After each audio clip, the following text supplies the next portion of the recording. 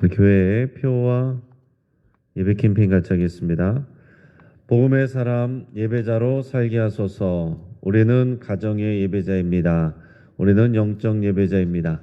우리는 삶의 예배자입니다. 아멘. 이번 주 묵상 말씀 요한복음 12장 24절 우리 세 번 같이 하겠습니다.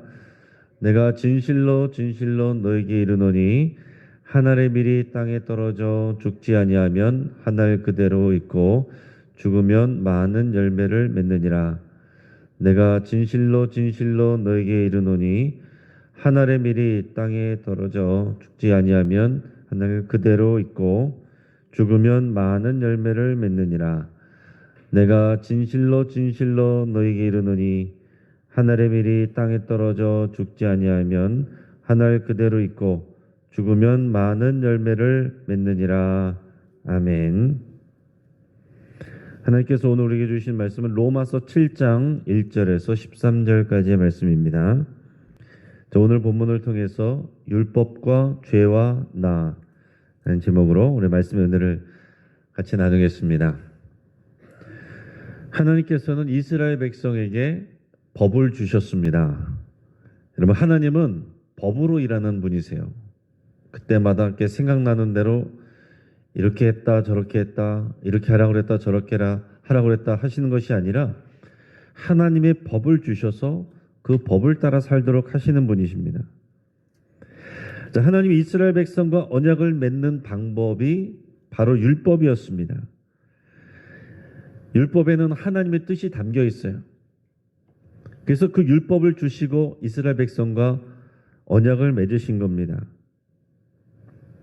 자, 그리고 이 새언약 시대에도 마찬가지로 하나님이 법으로 일하시는데 믿음으로 구원을 받는다라는 표현도 법과 다 관련이 되어 있습니다.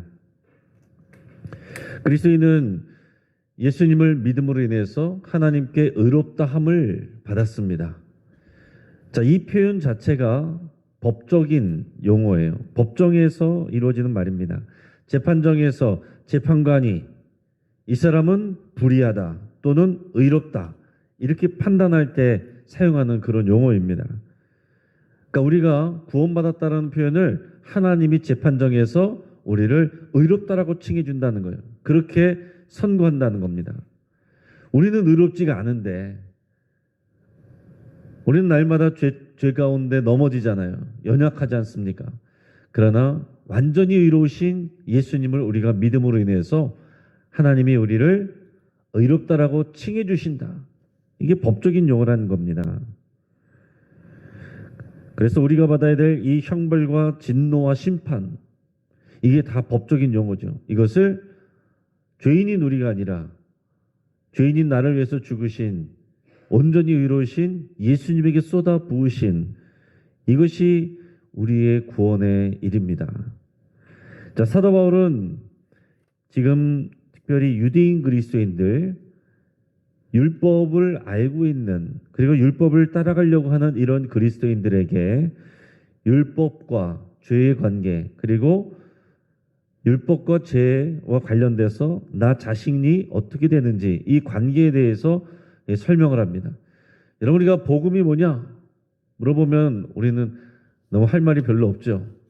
예수님을 믿어서 우리가 거저 구원받는 것 이렇게 말하면 더 이상 할 말이 별로 없어요. 그러나 이 로마서 이렇게 길게 통해서 사도 바울은 굉장히 치밀하게 논리적으로 이렇게 설명을 하고 있어요. 그러면서 특히 이제 구약 시대, 옛 언약 시대에 주셨던 율법과 그것이 죄와 어떤 관계가 있는지 그리고 이제 우리에게 어떤 의미가 있는지 이런 것을 지금 차근차근히 잘 설명하고 있습니다. 너무 설명을 자세히 해놨기 때문에 치밀하게 해놨기 때문에 오히려 우리가 이해하는데 좀 헷갈릴 수가 있어요. 자, 우리가 예수님을 믿어서 구원을 받는다라는 이런 정도의 진술에서 벗어나서 넘어가서 우리가 이 복음을 설명하고 또 이해할 때에 좀 더 이 로마서의 말씀대로 구체적인 그 설명을 우리가 잘 이해할 수 있고 또 남들에게 전달할 수 있기를 바랍니다. 먼저는 이 복음을 잘 설명하는 과정 가운데 이 혼인 관계와 법에 대해서 이제 비유로 설명하고 있습니다. 우리 1절에서 3절까지 말씀을 같이 읽어보겠습니다. 형제들아 내가 법 아는 자들에게 말하노니 너희는 그 법이 사람이 살 동안만 그를 주관하는 줄 알지 못하느냐. 남편 있는 여인이 그 남편 생전에는 법으로 그에게 매인받으나 만일 그 남편이 죽으면 남편의 법에서 벗어나느니라. 그러므로 만일 그 남편 생전에 다른 남자에게 가면 음녀라. 그러나 만일 남편이 죽으면 그 법에서 자유롭게 되나니 다른 남자에게 갈지라도 음녀가 되지 아니하느니라. 아멘. 사도 바울은 지금 법 아는 자들에게 이 복음을 설명한다라고 얘기하고 있습니다. 자, 법의 특징 중에 하나는 뭐냐면 그 법은 사람이 살아있을 동안에만 적용된다는 거예요. 죽으면은 상관이 없어지는 거예요. 그래서 사람들이 범죄한 사람들이 그 법의 처벌을 피하기 위해서 자살하는 경우도 다 마찬가지 아닙니까? 그 법의 형벌을 피하기 위해서 그냥 죽음을 선택하는 사람들도 있는 거죠.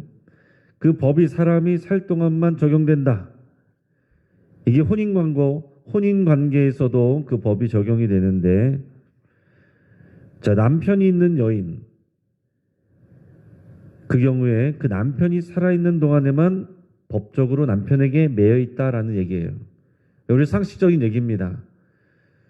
자, 남편이 살아있는 동안에 다른 남자를 만나고 다니면은 그건 간음이죠. 그건 나쁜 일입니다. 불법입니다. 근데 남편이 죽었어요.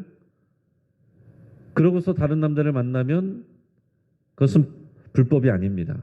누가 뭐라 그럴 사람이 없어요.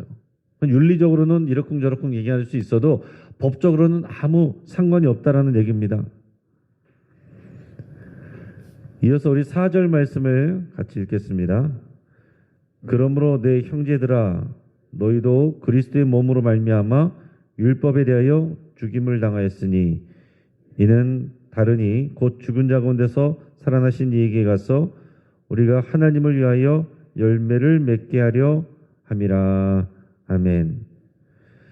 자, 이 말을 잘 이해를 해야 되는데, 지금 우리라고 말하는 것은 그리스도인들을 말하는 거예요. 우리 그리스도인들은 그리스도의 몸으로 말미암아, 여기서 그리스도의 몸으로 말미암는다는 것은 예수 그리스도가 십자가에 달려 죽으심으로 말미암아, 우리의 죄로 인해서 죽으심으로 말미암아 우리가 구원을 얻는데, 그것은 또 어떤 의미냐면은 그 모든 율법의 요구를 예수님이 다 담당하시고 죽으셨기 때문에 우리는 율법에 대해서 죽었다, 이렇게 표현하는 거예요.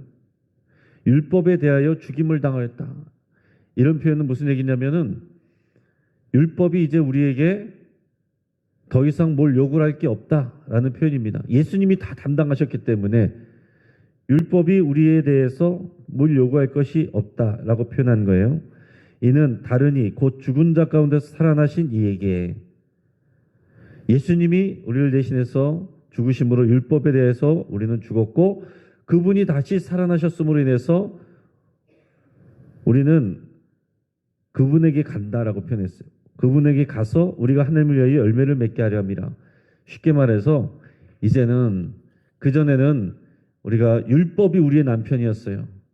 그러나 이제는 부활하신 예수님이 우리의 남편이 되었다, 이런 표현입니다. 그러니까 예수님이 있기 전에는 우리가 율법을 저지르면 우리가 범죄한 사람이 되는 거죠. 자, 율법을 다 지켜야만 우리가 의롭게 되는 것입니다. 그런데 예수님이 그 모든 요구를 지고서 십자가에서 죽으셨기 때문에 그 예수 그리스도 안에 있으면 우리는 율법에 대해서는 더 이상 상관이 없어지는 거예요. 이제는 예수 그리스도가 우리 남편이 돼서 예수의 법이, 생명의 성령의 법이 우리를 다스리게 되는 것입니다. 그러니까 더 이상, 여러분 우리도 마찬가지잖아요. 저 여러분이 교회 나오면서 6월절 몇 월 며칠인지 아세요? 초막절 지키십니까? 안식일 지킵니까? 그런 거 안 하잖아요. 더 이상 그 율법의 요구가 우리를 지배하지 않는다라는 얘기예요. 그게 잘 이해하면은 그렇게 어려운 말이 아닙니다. 이제는 우리가 율법을 신경 쓰지 않습니다. 그런데 이단들은 계속해서 안식일을 지켜야 된다, 유월절을 지켜야 된다, 이런 얘기들 하는 거, 그 성경의 복음을 정확하게 이해하지 못하고 또 잘못 가르치기 때문에 그런 것입니다. 자, 우리가 이제는 예수 그리스도를 통해서 예수 그리스도가 우리의 남편이 되고 그분의 법을 따라서 이제는 그 안에서 하나님과 올바른 관계가 되어 그런 믿음의 열매를 맺게 하려는 것이 하나님의 뜻입니다. 5절 6절 말씀을 이어서 읽겠습니다. 우리가 육신에 있을 때는 율법으로 말미암는 죄의 정욕이 우리 지체 중에 역사하여 우리로 사망을 위하여 열매를 맺게 했더니 이제는 우리가 얽매였던 것에 대하여 죽었으므로 율법에서 벗어났으니 이러므로 우리가 영의 새로운 것으로 섬길 것이요 율법 조문에 묵은 것으로 아니할지니라. 아멘. 자, 이런 표현들은요, 우리가 구원받는 과정을 두 영역으로 설명을 하는 거예요. 자, 이전에는, 예수 믿기 전에는 어땠습니까? 우리는 육신의 영역에 있었어요. 육신의 영역. 그 육신의 영역이란 것은 이제 죄를 지으면 율법의 판단을 받고 또 형벌을 받는 그런 시대예요. 그런 영역이에요. 그러나 우리가 구원을 받았다 해서 새로운 영역으로 옮겨졌는데 그것은 영의 영역이고 그리고 은혜의 영역이고 새 언약 시대고, 자, 이런 비교를 하고 있는 것입니다. 우리가 예수님을 믿고 영접하기 전에는 율법 아래 있었어요. 율법에 다 지배를 받고 율법의 정죄함을 받아서 우리는 다 죄인으로 판정나게 되는 것입니다. 근데 율법은 원래 하나님이 우리를 범죄한 자로 만들려고 주신 것이 아니죠. 하나님의 뜻을 알려주시려고 주신 거예요. 그래서 이 하나님의 뜻을 순종하여서 하나님의 백성으로 살도록 하려고 그 목적으로 주신 겁니다. 자, 그러나 육신에 있을 때, 쉽게 말해서 우리가 예수님을 믿기 전에, 그전에는 구원받기 전에, 그때는 오히려 율법이 어떤 기능을 했느냐? 율법이 우리 죄를 드러나게 했다. 율법이 있기 전에는 죄가 아니었죠. 그런 율법이 우리에게 주어짐으로 인해서 이제 우리는 율법으로 인해서 우리의 죄가 드러나게 됐다는 거예요. 죄가 드러나면 율법은 지키지 아니하면 저주가 따라오는 겁니다. 지키면 하나님의 복이 따라오는 거예요. 그러니까 매일 율법을 다 못 지키니까 우리는 항상 율법의 저주 아래 있었다는 얘기예요. 죽을 수밖에 없는 죄인이었다는 것입니다. 그런데 이제는 예수님을 믿고 난 다음에는 우리가 영역이 바뀌어져 버렸어요. 우리는 율법의 영역 안에, 육신의 영역 안에 있는 것이 아니고 예수 그리스도 안에, 그리고 그의 영의 세계에 우리가 들어와 있다. 그래서 우리는 그걸 또 이렇게 표현한 것입니다. 우리는 율법에 대해서 죽은 것이다. 율법과 이제 상관없다. 이런 표현을 하는 거예요. 그러므로 율법의 저주로부터 벗어났다. 이제 그리스도인들은 율법 조문에 묵은 것, 옛 언약이죠. 옛 언약, 글로 써 있는 율법의 옛 언약, 그것과 상관이 없다는 거예요. 이제는 영의 새로운 것, 성령의 법으로 우리는 살게 되었다. 이렇게 표현해요. 그렇기 때문에 성령의 법 안에서 우리는 은혜 안에서, 은혜의 언약, 새 언약 안에서 우리는 살게 되었다. 이렇게 표현했습니다. 자, 이어지는 7절에서 13절까지 말씀을 우리가 읽겠습니다. 그런즉 우리가 무슨 말을 하리요? 율법이 죄냐? 그럴 수 없느니라. 율법으로 말미암지 않고는 내가 죄를 알지 못하였으니 곧 율법이 탐내지 말라 하지 아니했더라면 내가 탐심을 알지 못하였으리라. 그러나 죄가 기회를 타서 계명으로 말미암아 내 속에서 온갖 탐심을 이루었나니 이는 율법이 없으면 죄가 죽은 것이라. 전에 율법을 깨닫지 못했을 때에는 내가 살았더니 계명의 이름에 죄는 살아나고 나는 죽었도다. 생명에 이르게 할 그 계명이 내게 대하여 도리어 사망에 이르게 하는 것이 되었도다. 죄가 기회를 타서 계명으로 말미암아 나를 속이고 그것으로 나를 죽였느니라. 이러보건대 율법은 거룩하고 계명도 거룩하며 의로우며 선하도다. 그런즉 선한 것이 내게 사망이 되었느냐? 그럴 수 없느니라. 오직 죄가 죄로 드러나기 위하여 선한 그것으로 말미암아 나를 죽게 만들었으니 이는 계명으로 말미암아 죄로 심히 죄되게 하려 함이라. 아멘. 자, 말을 어렵게 했지만은 쉽게 말하면 이런 것입니다. 하나님께서 율법을 우리에게 주셨는데 그래서 율법을 우리에게 적용하면 우리는 죄인으로 판명나게 될 수밖에 없어요. 그 율법의 저주 아래 있을 수밖에 없습니다. 자, 그러면은 율법이 죄냐? 율법이 나쁜 거냐? 그렇지 않다는 거죠. 율법은 선한 것입니다. 율법은 좋은 것입니다. 하나님의 말씀입니다.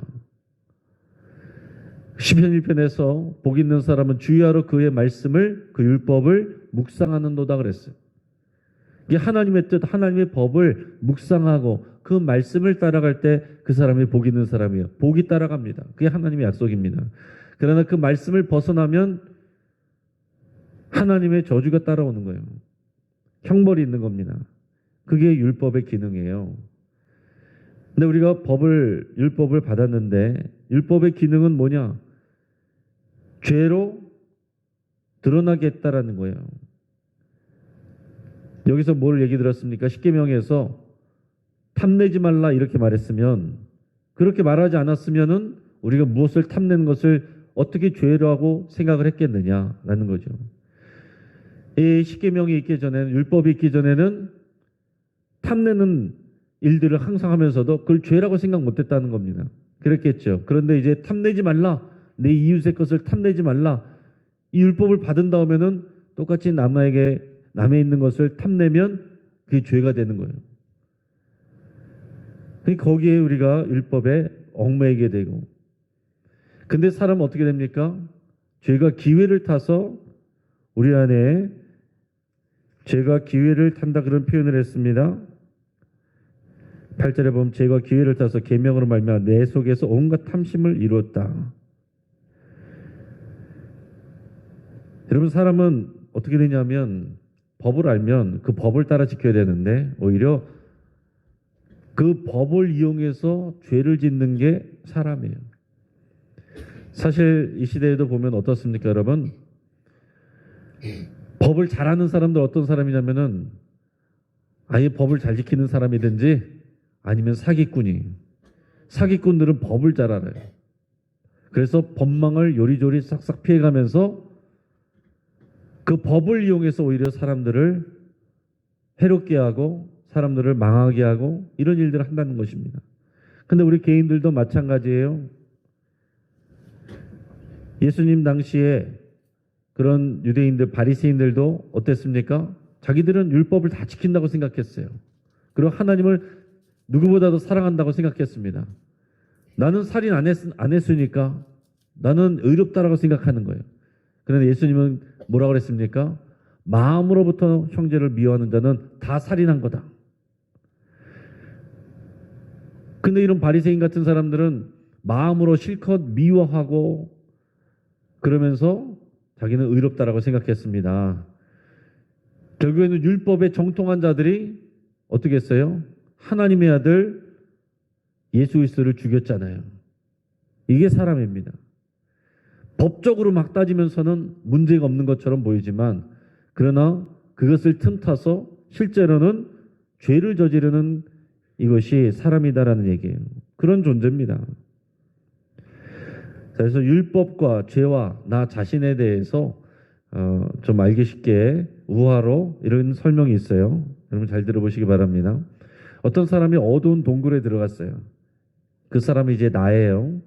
나 자신인데 어두운 밤에 비를 피해서 동굴에 들었는데 깜깜합니다. 근데 그 동굴에는 곰이 살고 있어요. 근데 깜깜해서 보이지가 않습니다. 그래서 문제될 것이 없었어요. 자, 그런데 어두우니까 내가 손전등을 켰어요. 이렇게 딱 비춰보니까 동굴 안에 뭐가 있어요? 큰 곰이 있어요. 자, 불을 켜기 전에는 곰이 같이 있었는데 몰랐습니다. 별 상관이 없었던 것 같았어요. 그런데 손전등을 켜니까 곰이 보여요. 곰은 내가 손전등을 피니까 그 불빛을 보고서 나를 잡아먹으려고 달려옵니다. 나는 도망 다녀요. 그 캄캄한 동굴에서. 그렇다라고 해서 손전등을 버릴 수는 없어요. 손전등이 나쁜 게 아니잖아요. 그 손전등을 켜고 있는데 그러면은 곰이 나를 쫓아다니고 나는 곰을 피해 다니고 그 동굴에서 주인 노릇한 것은 곰입니다. 나는 약자예요. 자, 여기서 손전등은 율법을 말하는 겁니다. 곰은 죄를 말하는 거예요. 자, 그 동굴 안에 손전등을 켜기 전에 곰하고 같이 있었던 것처럼 우리는 죄와 함께 살고 있었어요. 죄를 짓고 살고 있었어요. 그런데 율법이라는 손전등이 오기 전까지는 모르고 있었다는 얘기입니다. 죄를 지면서도 죄인지를 몰랐다는 거예요. 근데 하나님이 율법을 주심으로 인해서 그 말씀의 빛이 비춰졌는데 비치고 나서 보니까 나의 죄가 보이는 겁니다. 그 죄가 나를 잡아먹으려고 그래요. 죄가 나에게 왕노릇해요. 그 죄 안에서 우리는 벗어날 수가 없고 우리는 그 죄의 저주와 형벌을 피할 수 없는 존재로 드러나게 되었다라는 것입니다. 그 옛 언약의 안에서 살았던 사람들의 모습입니다. 그런데 이제 예수 그리스도를 믿음으로 인해서 그 율법에서 우리가 자유케 되고 그 육신 안에 머물러 있던 우리가 영 안에 거하게 되고 율법의 조문 글로 써져 있던 그 조항을 지켰느냐 안 지켰느냐 유대인들은 이게 중요하거든요. 그걸 가지고 다 판단했는데 거기에 정죄를 받을 필요가 없이 우리가 예수 그리스도 안에만 있으면 우리는 의롭다라고 칭함을 받게 되었다. 그런 얘기입니다. 그러니까 여러분 우리가 얼마나 은혜의 시대에 살고 있는 겁니까? 이제 말씀을 정리합니다. 자, 하나님은 사람의 또 사랑하는 감정으로만 일하지 않습니다. 법으로 일하세요. 자, 사랑의 하나님이라면서 어떻게 사람들을 벌 줄 수가 있느냐? 하나님은 법으로 일하십니다. 그게 공의로운 하나님이에요. 자, 율법은 하나님이 주신 법이고 그 안에 하나님의 뜻이 담겨 있습니다. 율법 자체는 선한 거예요. 좋은 것입니다. 하나님의 뜻은 이스라엘 백성에게 율법을 주셔서 이 율법의 정신대로 따라 살기를 원하시는 거예요. 하나님을 닮아가기를 원하시는 겁니다. 하지만 율법은 사람들로 하여금 어떻게 하게 되는 결과가 나왔습니까? 그 율법은 사람들의 죄를 드러나게 하는 그 일만 하게 됐다라는 얘기입니다. 율법이 없었을 때는 죄인지 몰랐어요. 그런데 율법을 받고 나니까 너도 죄인이고 나도 죄인이고 우리 모두가 죄인이에요. 그 율법의 저주 아래 있게 돼버렸습니다. 그리스도인들은 예수님을 믿기 전에는 율법 아래에서 죄의 종노릇했었습니다. 그러나 이제는 아니죠. 예수 그리스도 안에서 우리에게는 율법이라는 남편이 죽었어요. 그 율법의 요구가 우리에게는 해당되지 않습니다. 이제 우리는 그리스도의 신부로 거룩하게 살아가면 되는 거예요. 그렇기 때문에 예수님을 믿어 구원을 받았으니 이제는 내 마음대로 산다. 세상 사람들의 방식과 똑같이 산다. 그런 가치관으로 산다. 어리석은 일이죠. 어리석은 일입니다. 우리를 거룩하게 하고 우리를 위해서 죽으신 예수 그리스도 그 안에서 믿음으로 살 때는 이제 예수님처럼 예수님을 따라 살아가는 그 법으로 살아가는 거예요. 이제 율법의 조항들이 우리에게 상관이 없지만 이제는 그 율법의 아닌 그 생명의 사랑의 법으로 우리는 살아가게 됩니다. 그러니까 여러분 우리가 교회 안에서 여러분 신앙생활 때도 마찬가지예요.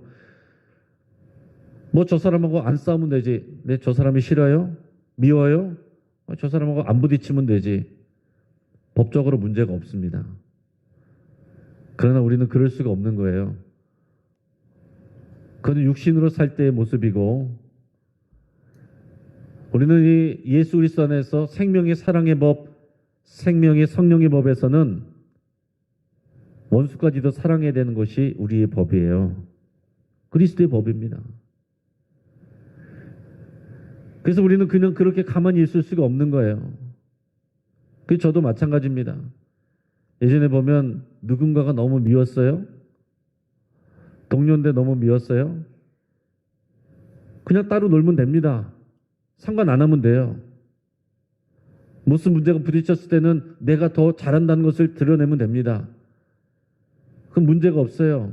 그걸 누가 뭐라 그럴 사람이 없습니다. 그러나 그리스도 안에서는 이게 양심에 찔리는 거죠. 그럴 수가 없는 겁니다. 기도하면 항상 뭐라고 말씀하실까요? 주님이 그 사람을 사랑해라. 너 아프고 힘들게 했던 거 용서해라. 용납해라. 내가 그렇게 그리스도 안에서 하나님께 용서받았으니 너도 그를 용서해라. 그리스도 안에서 네가 그렇게 사랑을 받았으니 너도 그를 사랑해라. 여러분, 이것이 분명하게 선명하게 말씀을 통해서 들리기 때문에 그냥 그렇게 모른 척하고 그냥 안 보고 인사도 안 하고 그렇게 살 수는 없는 거다라는 얘기입니다. 오늘날 교회 안에서 여러분 또 삶의 자리에서 우리가 그리스도인으로 살 때 여러분 어떻게 사십니까? 어떤 법을 따라 사십니까? 법적으로 문제가 없으면 우리가 문제 없는 거예요? 세상 사람들대로 아유 그냥 모른 척하고 살아. 그러면 끝입니까? 아니거든요. 우린 그리스도 안에서 살아가는 우리는 이제 율법이 아니라 세상의 법이 아니라 사람들의 가치관이 아니라 그리스도의 법으로 사는 사람들이고 그 법으로 우리가 구원받고 의롭다함을 받고 사랑을 받고 생명을 얻었기 때문에 우리는 그 법을 따라 사는 사람들입니다. 이제 세상의 법과 율법이 아니라 그리스도의 법 안에서 살아가는 저 여러분 되기를 주의 이름으로 축복합니다. 같이 한번 기도하겠습니다. 이제 말씀을 붙들고 함께 기도할 때에 우리가 율법적인 사람 되지 않고 생명의 법을 따르는 삶이 되기를 결단할 수 있길 바랍니다. 하나님의 법과 상관없이 마음대로 살았던 것을 회개할 수 있길 바랍니다. 또 율법과 죄의 종로로 타지 않기로, 거기 얽매이져 살지 않기로, 죄책감에 눌려서 살지 않기로, 또 그것을 어기지 않았으니까 내가 의로운 것처럼 그렇게 착각하면서 교만하며 살지 않도록 생명의 성령의 법을 따라 살기로 여러분 결단하며 함께 기도하기를 바랍니다.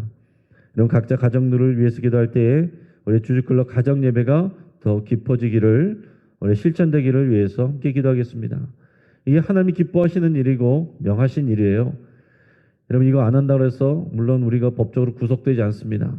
그러나 하나님이 기뻐하시는 일이고 우리는 마땅히 하나님이 기뻐하시는 일을 따라가야 되는 하나님의 백성들입니다. 우리 가정이 가정 예배로 세워지기를 위해서 여러분 간절히 기도하시고 실천하시기 바랍니다. 우리 오늘 갈릴리 목요 전도대회 있습니다. 우리 생명 구원하는 일 안 해도 누가 뭐라고 할 사람 없는 것 같지만 이것이 그리스도 안에 있는 법입니다.